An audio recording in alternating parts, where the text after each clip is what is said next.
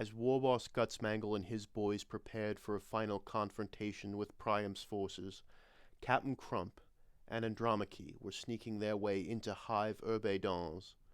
Andromache was nimble and had been trained from a young age to remain unnoticed. This was to help improve her chances of escape if there was some sort of attempt on her life as a planetary noble. She was small and light, and she easily moved through alleys and across the rooftops of the hive. In some ways, Andromache had an easier time with things. Captain Crump was strong and could easily climb and keep to the spires and rooftops, but he was not human. He couldn't melt into the crowds the way Andromache could. They kept in Vox communication with each other. So, where is this Toof ferry git? Well, the people in charge always stay in the big spire in the middle. Yeah, that's where I lived back home. Andromache spared a thought for home. She wondered if people were worried about her. She shook her head and refocused on the piles of wealth that waited for her in the Tooth Fairy's lair. Captain Crump looked up at the central tower of Urbe Dons. This is gonna be tough. There ain't no way we's climbing up that whole thing. We're gonna need me rocket to get to the top. And I need some, what do you hear me call it? The Bernie juice. Promethium. Andromache stayed on the ground and scouted out a likely spot.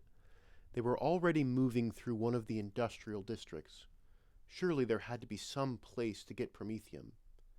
Suddenly, she saw a group of stooped laborers loading canisters of promethium into a transport for delivery.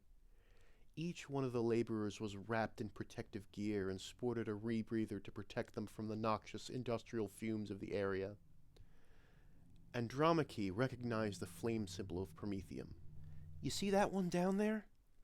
You think you can grab that one?" Maybe. Well, let me see. Captain Crump scanned the street for a suitable distraction. He saw an old cart being pulled by a grox. The large reptilian creature looked like a promising mark. The orc freebooter found a nice vent grill on top of one of the hive buildings. With a grunt, Captain Crump tore the grate free, and no one seemed to react to the sound of the metallic clang. There was plenty of industrial noise to cover it up. The orc then took careful aim and hurled the grate at the grox. The grate struck the powerful reptile in its thick skull, and it immediately roared and began to flail about in the street, kicking the cart that pulled behind itself and trying to break free from its restraints. The menials working with the promethium rushed forward to try to block the angry grox's path to the promethium canisters. The last thing they wanted was a massive fireball in the middle of the industrial district. In the confusion, Captain Crump snatched an unattended canister and slipped back onto the rooftop. I got it. Let's get to the tower. Captain Crump's voice was drowned out by a void ship launching from the hive. When it cleared the airspace of Urbe Dons, the orc rubbed his chin. I think I got an idea of how to rocket up to the tower without being noticed. As Captain Crump and Andromache made their way towards the tower, Clytemnestra moved through her boudoir. She smiled, showing off her perfect teeth to her latest guests. Sarpedon and Brises were held in restraints in her pleasure chambers. All around them were grisly trophies from her previous guests. Jawbones, strings of teeth, skulls, claws. There was a particular focus on teeth, which seemed to be Clytemnestra's fixation.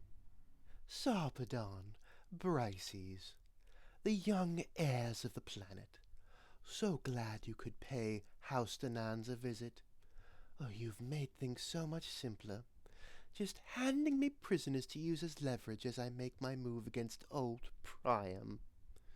Sarpedon and Brises were unable to speak as they were bound and gagged. They simply stared in silence.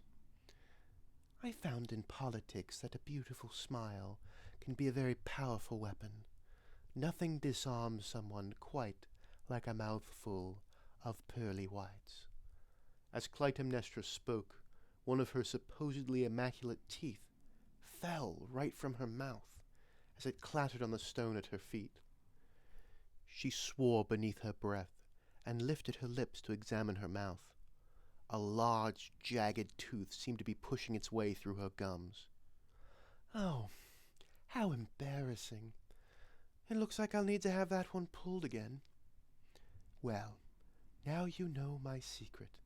Me, head of House Denans, and owner of the brightest smile on the planet. Yes, I'm a mutant, and my mutation causes unsightly, jagged teeth to grow in rows. Ugh, they never seem to stop. I always have to have them pulled and have them replaced by perfect specimens. It's quite a bit of work. Yes, I have captured you two to strengthen my hand against Priam, but I'm also rather fond of those molars, Sarpedon. And Brices, you have some incisors to die for. Which you most likely will, when I'm finished with you. Oh, the cost of beauty, am I right? Clytemnestra poked her long, jagged tooth, looking rather disgusted with its appearance. Oh, I'll have to have this removed. Don't worry. I'll be back with my harvester to collect those pearly whites of yours, my darlings. Don't go anywhere.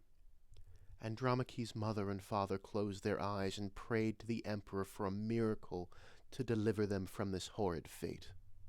Is you holding on tight? Stop holding your nose. You need both hands. But you're really stinky. You ain't smelling so great yourself.